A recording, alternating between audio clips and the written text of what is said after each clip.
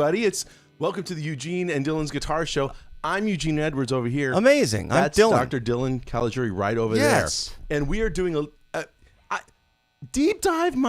Everything I do involving the Beatles becomes a deep dive. Blah, blah, blah, blah, blah. I can't speak, but that's going to make the show harder. That's right. We only got 30 minutes to talk about All My Loving by the Beatles.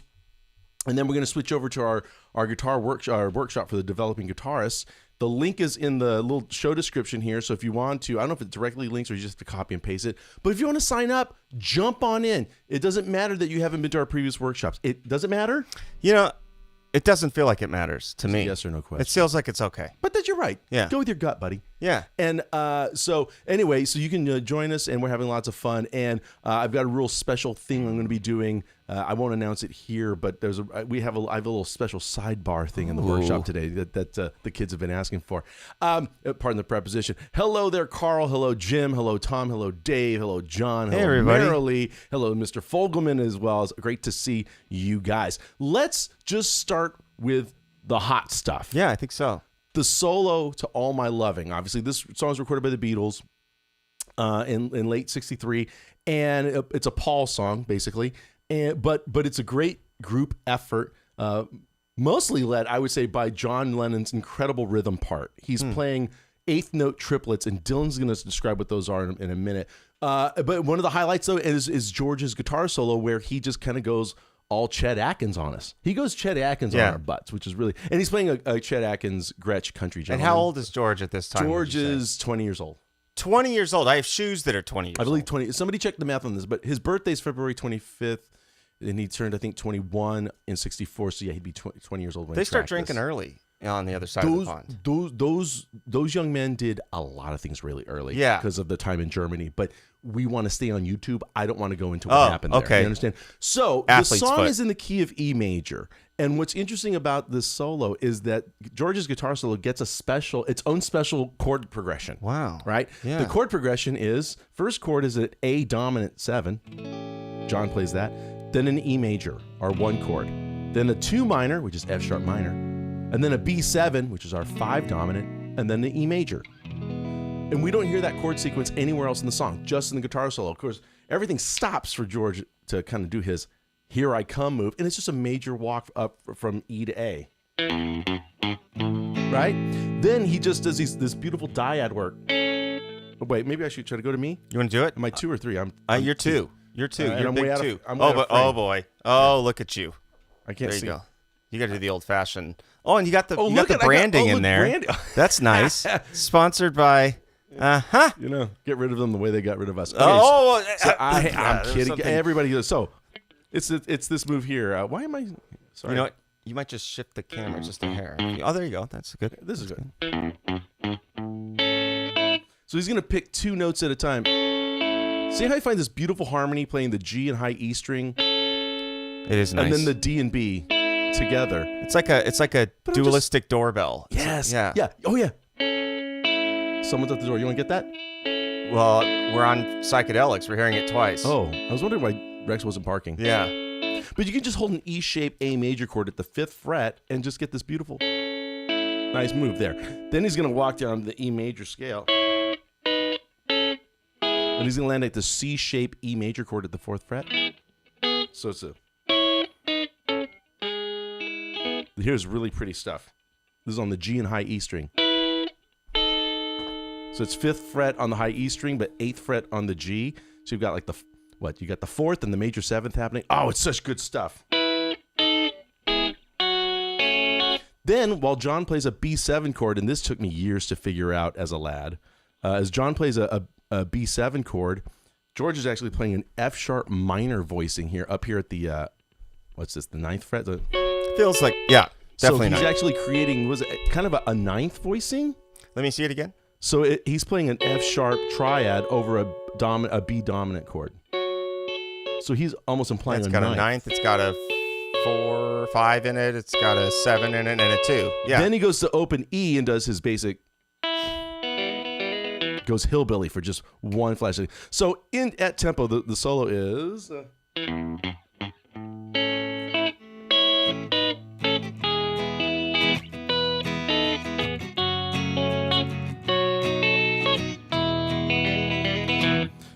And then we go back to the last verse. You could get a takeaway from that. So if you were paying attention, that's the whole point of the show. Go ahead. I think so. If you were paying attention, you could say, all right, if George can do it, why can't I? I've seen that bumper sticker. Not if, yeah. So I can go a lot of places with that.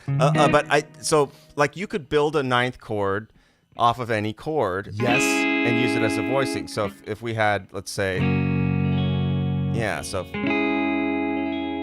this is going to get, so I'll play the chord. You ready? And you're going to do the ninth voicing.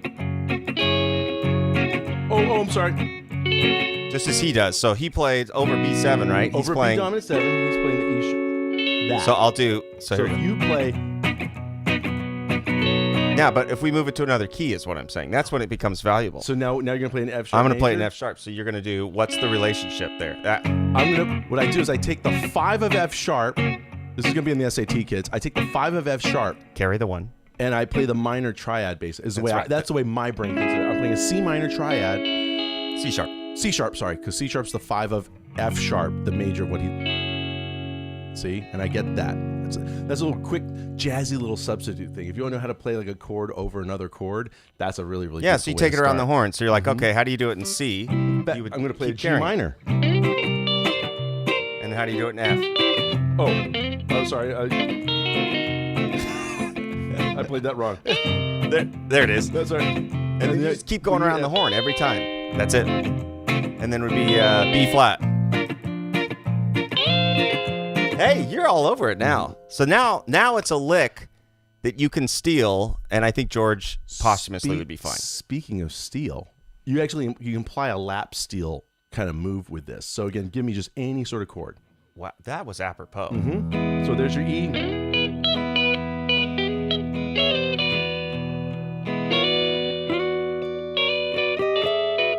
And this is the famous country play behind, like a whole step behind the root thing. So if you're playing an A.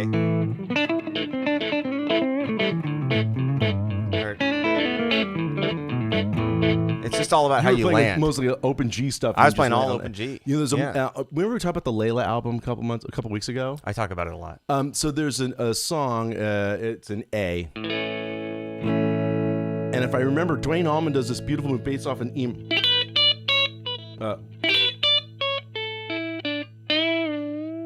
Yeah. But that opening, it's an E minor.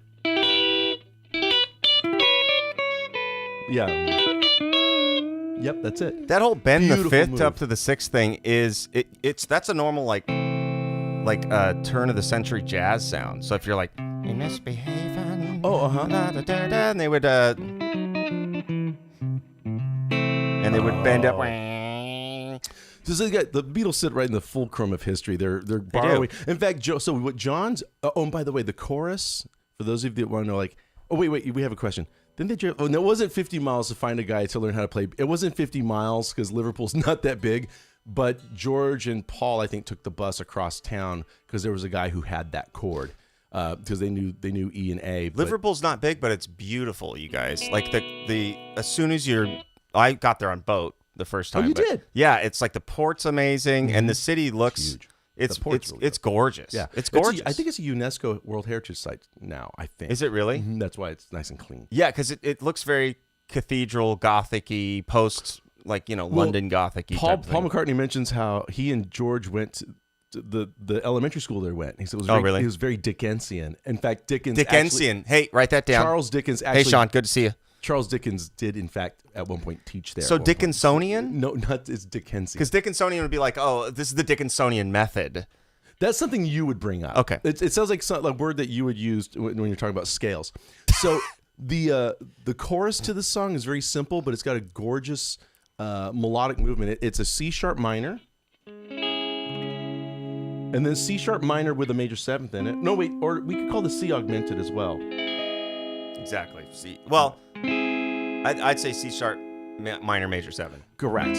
So C sharp minor, but then in parentheses, major 7 refers to one because only one note's moving. I'm going to see if I'm in frame again. Look at that. All right, now, we've got this C sharp minor, like an A minor shaped thing at the 4th fret. Everybody, you know this one? Beautiful. But John and George they seem to not play the root at all. They just let Paul handle that. So it's just the top 4 strings of it. No, only the G, which is at the 6th fret right now. is going to move down to the 5th. So you have to do a bit of a finger switch. Oh, sorry, not sorry. That's a hipper chord, actually. That didn't come along till later. There it is. There you go. So from D to high E, it's 6, 5, 5, 4, and then it completes itself back to an E major, which is like a C-shape E major, but without the pinky having to do the stretch. In fact, this 4-note chord right here, this E major voicing, is very, very indicative of what John's doing throughout the whole song. He's playing what he called banjo chords, or they're kind of like ukulele style things that he's doing here that his mom taught him when he was a boy. So John's part is this, he's playing this, credit to John, boy, he playing at that tempo these 8th note triplets.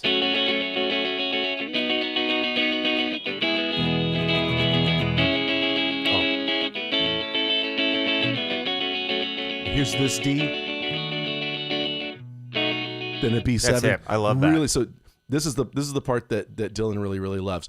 But I'm going to slow this down a little bit so you can just kind of see where I'm going. So we start F sharp minor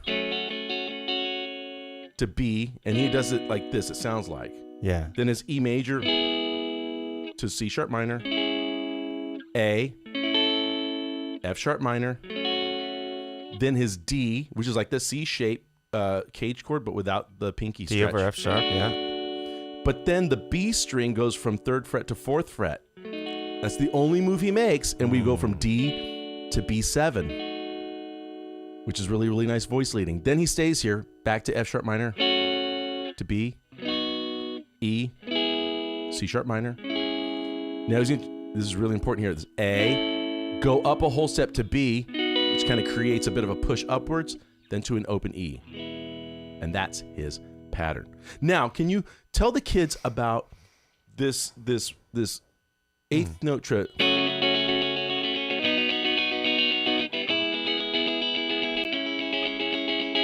And you can hear him, he'll lift, he'll cheat. He'll at the end of some of those measures, on the very last beat, he doesn't play because he's actually moving. It's okay. It sounds pretty live. Yeah. But do you have any tips for if people want to work on that type of rhythm? Yeah. How would they get started? Kind of get into the rudiments of a triplet. I mean, and it seems as though John seems to start with a down strum, and after that, he's just hanging on. Oh boy, that could be the hospital. Sorry. This could be the call he's been waiting for.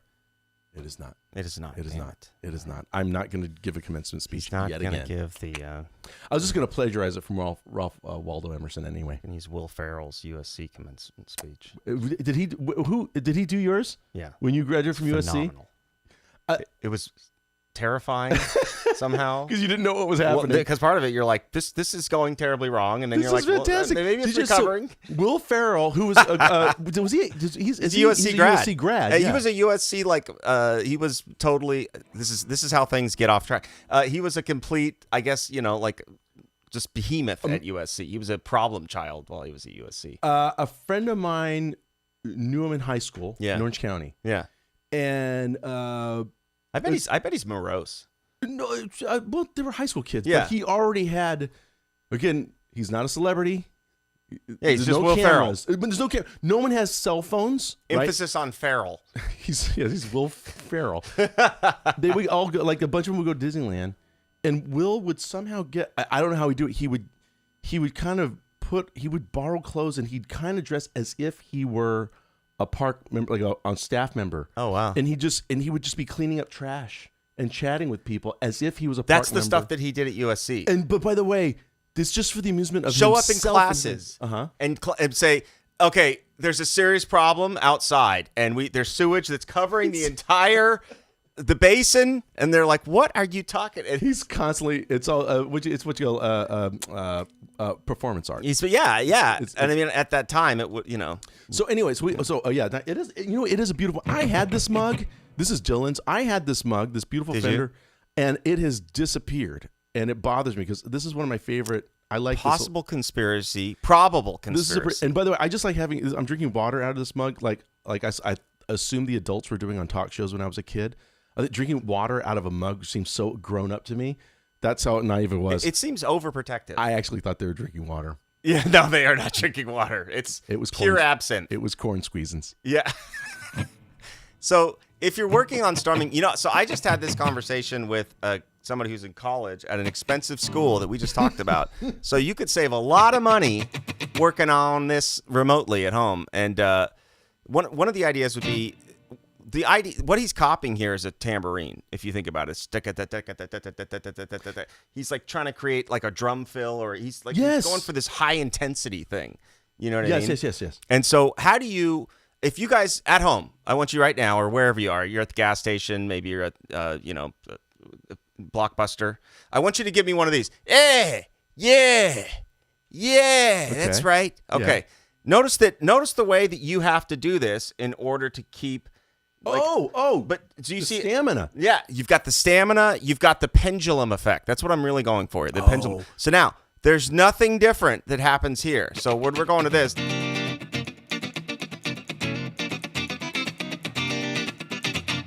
My wrist isn't really moving. That's funky Beatles. I guess that wasn't Beatles. Go ahead. I'm sorry.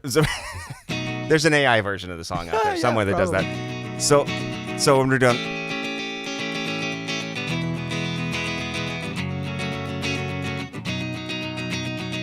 It's all about getting. So always just kind of bring your shoulder out and go like, all right, what does it take to go, Mamma Mia, and then bring it back here. And it's that. It's if you're doing a lot of this, I know there's people that are famous that pick like this, but I believe probably when they're trying to tambourine it, they still go back to this. I understand what you're saying. Yeah. Also, by the way, little pro tip: I don't go with a light pick for something like this. The lighter pick, you're gonna get. You can just play fast. You're gonna strum faster.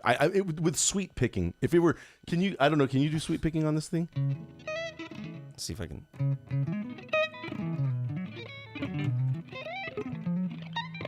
We don't have a shots worked out. There you go. Try it again. No, I can't do it. And now, are you doing that with a really heavy pick? Yeah. You are? Well, because that's what I grabbed. Oh, jeez. Here, try this really light one here. Let's see what happens. Go ahead. So.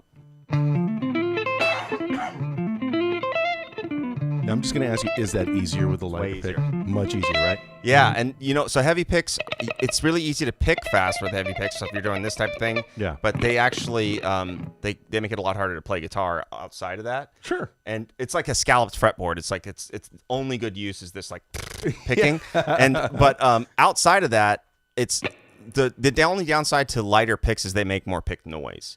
So so now my man Dwight Yoakam uses a Fender Medium on his acoustic. So he bridges the gap. Well, but you want to hear the rake. I want to hear the pick noise. On an acoustic. You want to hear the rake. In fact, if you listen to Buddy Holly's Peggy Sue, he's playing a Strat, and I don't know if many people know the trivia of this, but he's on his neck pickup for the majority of the song. Yeah. Sorry.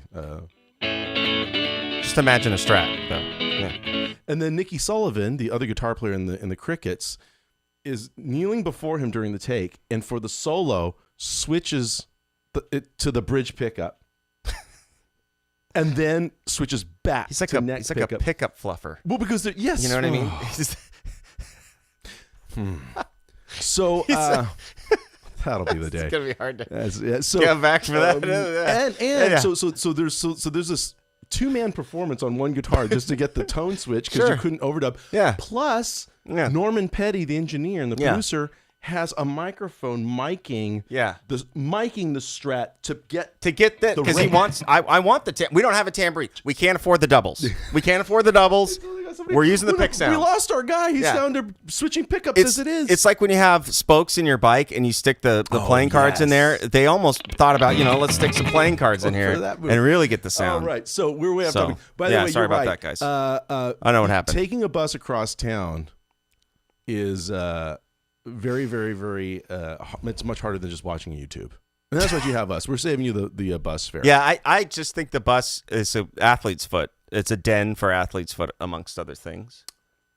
By the way, we should make a bit of announcement about this summer, about this episode and in relation to the summer. It's a big announcement. It's everybody sit in front of the TV. Okay. All right. What is that? C sharp? Is it C? King.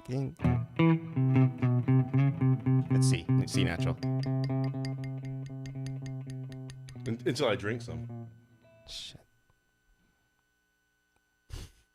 So this is all a huge Anywho, build-up. we're gonna take a break during the summer because Dylan Couple and I months off. We're gonna take a few months off actually, yes, because But there's a reason why. yes, There's a reason Go ahead why. and well, you start. Because we're going to revamp this little space that we're working We gotta in. redo the thing So we can have and guests. then he and I both have to go out of town quite a bit. So instead of like some weeks we're here, some weeks we're not, and trying to keep track of Try that. to do that to you guys.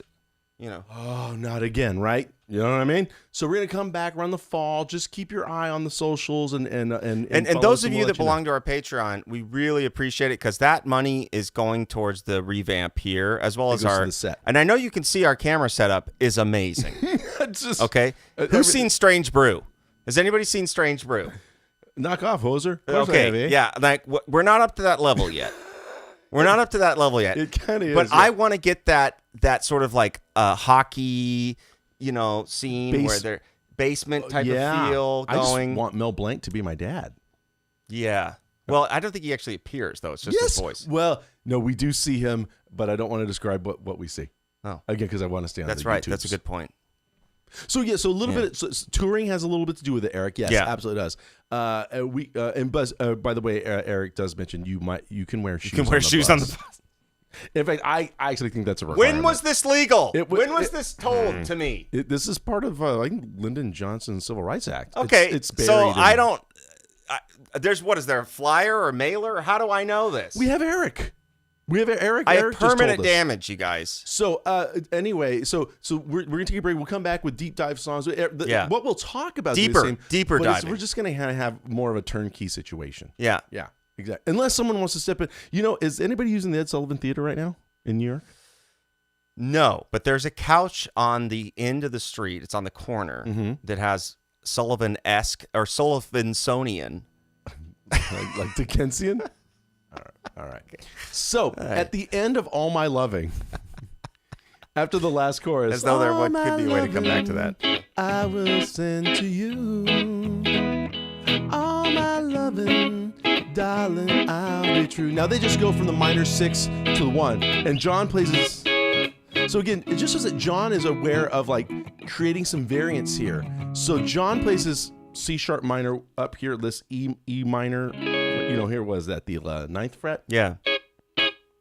and then E major, but up at the 12th fret. Then back to, and then he ends with the very open, and he gives it a sharp one. That's where George lets his ring out. Just listen to this record. It's a beautiful occasion of two guitar players really thinking ahead and working together. Sometimes they play the exact same voicing, but they're playing slightly different rhythms. Like in the chorus, George is doing a bit of a George does the same stab that John does, but George strums then says it's Yeah. So George is giving a variation of the thing, and at one point when John plays his A to in the verse, that move, George plays his A here, but his F sharp minor, I should say, is here, and he plays his D here, and occasionally lets 7th fret high E. That No, which would but be the major was that conscious or subconscious? That's the question. I don't know. I think George realized it's the major 6, which George he used quite a realizes bit. that? Oh, he knows. Wow. He knows. I think because that chord's really, he sings that note on "She Loves You." Oh, he definitely knows. Yeah. He knows because he's a Chet Atkins, Carl Perkins guy. Yeah. So if he's playing an E chord, Is John Casino territory at this no, point in John. time? Oh, It's this is pre-Casino. important. Casino doesn't happen till 66. John is playing his first Rickenbacker, which is a short scale guitar. That's really important, by the Yeah. way. John had small hands. He was not a large guy, so he's playing these chords on. In fact, my hands are relatively big, I guess, They're and above so average. I've picked up one of those Rickenbackers, and it's hard for me to play. Wow. Because the frets are so close together, and, Yeah. and like especially like this beam, this. You just for him have to to. You can play those like requintos and small guitars. Yeah, You yeah. just got to get used to them. Yes, however, I tend to play different chord shapes Yeah. and Very scales much on so. that. I mean, especially like Hikito, you're playing it. Oh man, I saw Los Lobos. They're really fun. Oh, don't get me started about Los Lobos this weekend. It's badass, Oh huh? my god. Any hoozles. So he's playing a Rickenbacker, which is a slightly shorter scale, so it's a lot easier to play. So yeah, that's what's going on there. Yeah, and into like a Vox AC30. I don't even know what I've got the 59 Bassman setting on the Mustang right now. Just a old school Vox EL84, sorry, amp. Is that the AC, that's the power tube? Those are the long, like, vial looking tubes. Oh yeah. Yeah, and pretty much the British sound is those 84s. No, did the Brits call them valves? Yes, They call until tubes valves. 34s, which are Jim Marshall. Oh, look, Caligiuri and jokes. Greg, it's so funny. Greg says, "How about Brian Whelan as a guest or Molly Miller?" Absolutely. Right before we went live, Yeah. Dylan just asked me if I've seen Brian. Brian's doing great. Brian plays guitar for my band once a month here in LA. We do a what's called Two Step Tuesdays at a club in Atwater Village. Yeah. We'll be doing it this Tuesday. Actually, and our bassist Brian Netzley is going to be singing "All My Loving." Oh, cool. So I just realized that, right? Hey, maybe that's why I chose this song, because I'm going to get to play it live.